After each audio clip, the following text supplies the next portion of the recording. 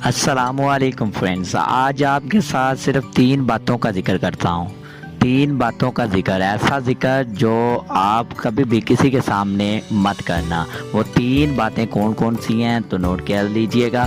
तो सबसे पहली बात, जो आप कमाते हैं, जो आपकी इनकम आमदनी होती है, तो इसका जिक्र कभी भी किसी के सामने नहीं करना।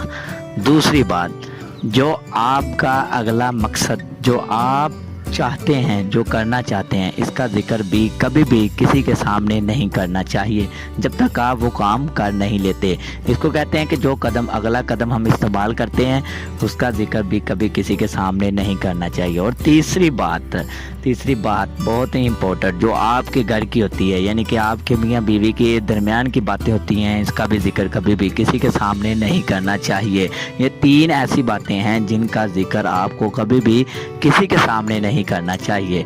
उम्मीद करता हूँ आपको मेरा पैगाम बहुत अच्छा लगेगा। अगर अच्छा लगे तो इसको शेयर करना, लाइक करना और इस चैनल को भी सब्सक्राइब करना। मिलते हैं नेक्स्ट एक अच्छे से टॉपिक के साथ। अल्लाह हाफिज़।